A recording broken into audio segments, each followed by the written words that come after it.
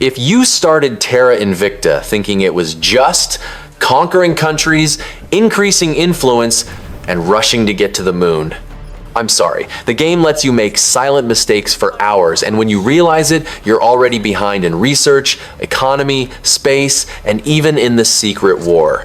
And the worst part is that it's not because you play badly. It's because there are mechanics and priorities that Terra Invicta doesn't explain well, or explain so superficially that you make logical decisions that are actually traps. So today I'm going to give you 7 essential tips that completely change your early and mid-game small things in the click, but huge in the result. I'm Matthew, and the video is about to start. Our associates are now in charge. We've moved the needle. If there's one statistic that I treat as religion in Terra Invicta, it's administration. The game even hides it a bit, as if it were just another number on the advisor's sheet, but in practice, it controls almost everything that matters when your campaign starts to get serious. I took a while to realize this in the first run and paid dearly. It seemed like I was doing everything right, but the game kept telling me no with some invisible limitation. The point is that prioritizing administration towards 20 plus early completely changes the pace of your growth. Suddenly, you're no longer struggling with that annoying nation control ceiling, and you start holding more strategic points at the same time without feeling like you're always one step away from losing influence or exceeding the limit. It's like taking an anchor off your foot. You still need to think, plan, and compete for space, but at least you're not fighting against the interface of your own progress. And there's another part that many people only understand late. Administration is not just control, it's also organizations. The higher it gets, the more slots you open, and with that, you stack chain bonuses that boost the rest of the stats: persuasion, espionage, science, security, whatever you want. Then the advisor, who seemed okay, turns into a machine. Because it's not just their base number, it's the entire kit of organizations turning them into an absurd specialist. For me, the best way to think is like this. Without high administration, you get stuck on Earth, trapped in a cycle of, I wanted to do more, but I can't. With high administration, you start dictating the pace, expand earlier, equip better, optimize everything, and create that feeling that the board is finally responding to your decisions.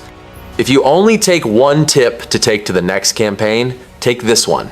Upgrading administration is not a luxury, it's a foundation.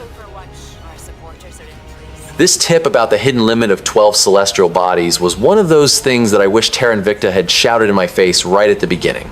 Because the game encourages you to spread flags all over every rock in the solar system, and you enter that greedy colonization mode thinking that more is always better.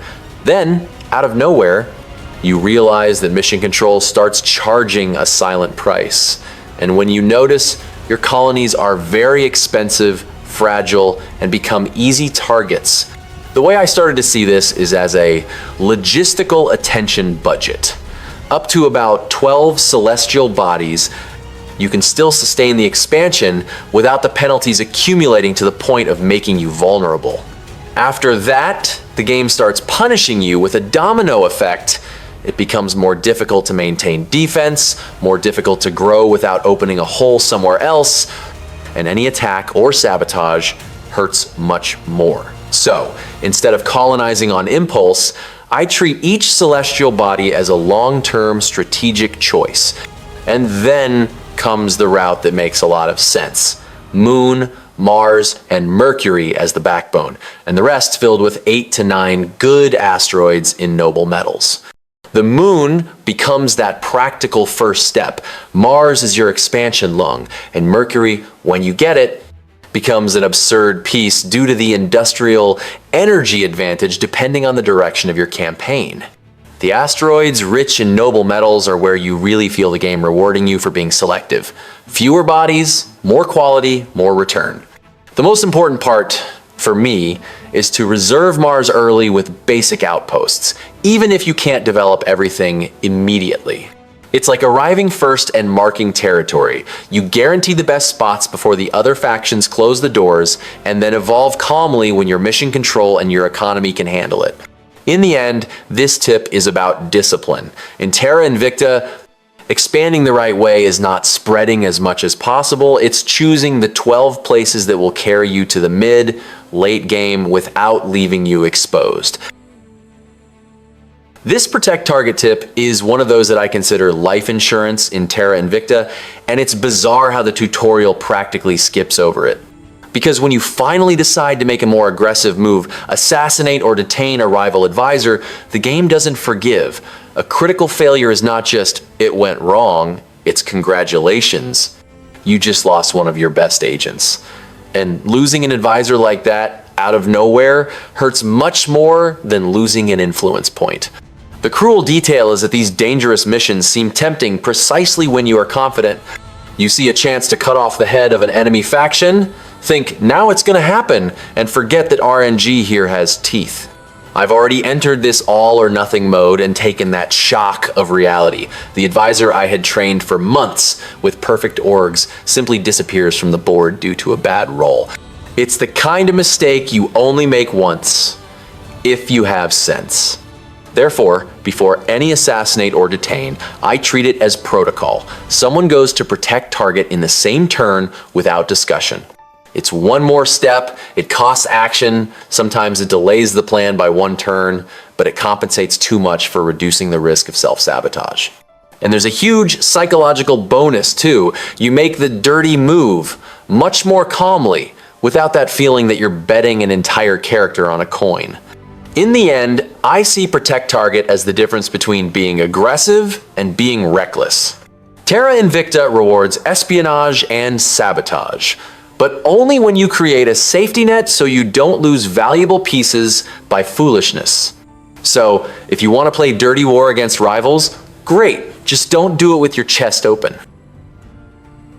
This tip of the moon before Mars is one of those ugly truths of Terra Invicta. You really want to go straight to the red planet because it seems like the obvious next step, but the moon is the smart shortcut to not break your face in the economy. I've already fallen into this Mars first, and for a while, it seems like everything is under control until you realize that the boost is melting and you're paying too much to keep the Martian dream alive. The trick is that the moon comes into operation quickly. Prospecting, placing an outpost, and setting up a lunar mine usually happens in a window where you are still trying to organize Earth and understand who will dominate what. And when that mine starts running, it becomes that first space salary. Resources that don't depend on launching everything from Earth, and that already start to relieve your logistical pressure before you take on commitments that are too big. Mars, on the other hand, is incredible, but early on it's an economic trap if you don't have a base.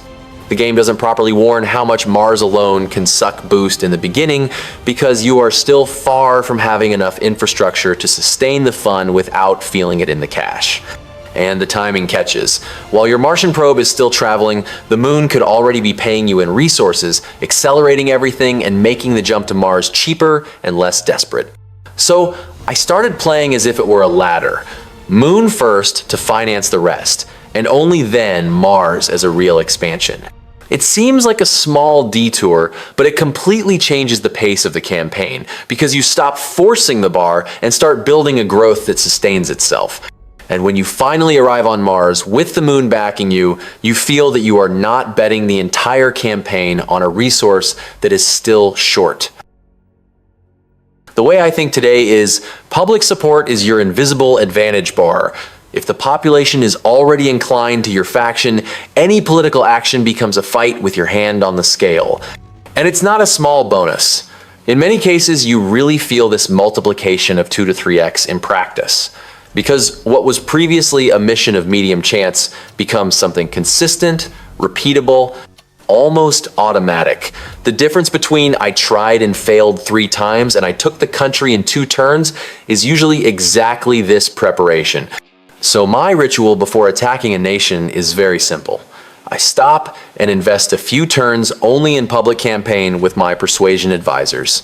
It seems like you are wasting time, but in reality, you are buying efficiency. You save influence, save future actions, take fewer counterattacks, and still reduce that feeling of bailing water when another faction tries to retake what you just conquered. And there's a side that I like a lot. This gives you a rhythm control. Instead of jumping from country to country trying to grab anything that is empty, you choose a target, dominate the narrative first, and only then enter with Control Nation, Crackdown, and Purge as a finalization. It's politics, as it should be in Terra Invicta. It's not just occupying territory, it's convincing the board before moving the piece.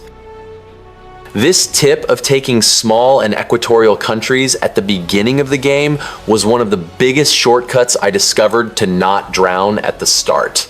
Because when you start, the temptation is to aim for the big ones: USA, Russia, China, the giants.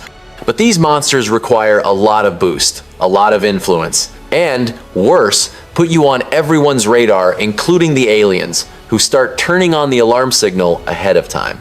I've already tried this route and ended up stuck, without resources, and with everyone watching me. So I changed my strategy. I started scouring the map for smaller countries, especially the equatorial ones like Kazakhstan, which give high boost because of the location. These places become my initial gold mine.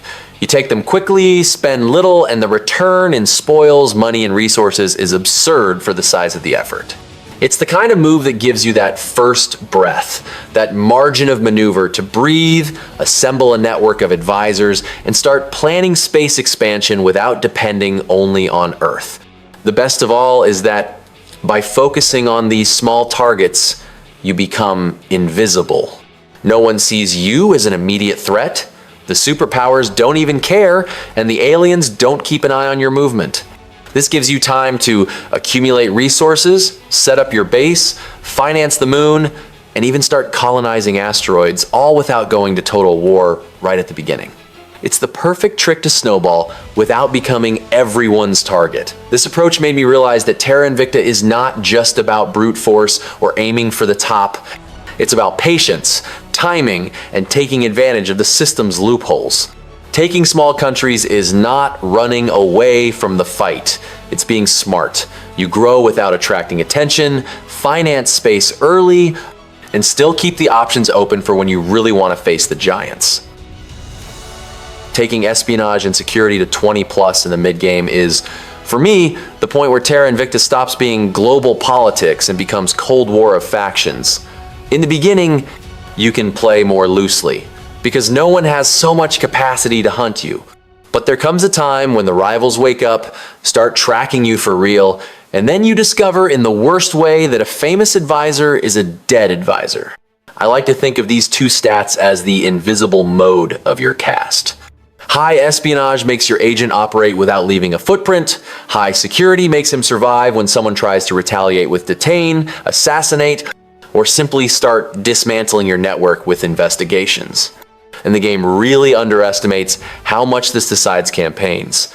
Without these stats, you become an easy target, lose your best advisors, and, as a bonus, still see your nations being stolen by Crackdown Purge, because you can't maintain pressure and counter-espionage.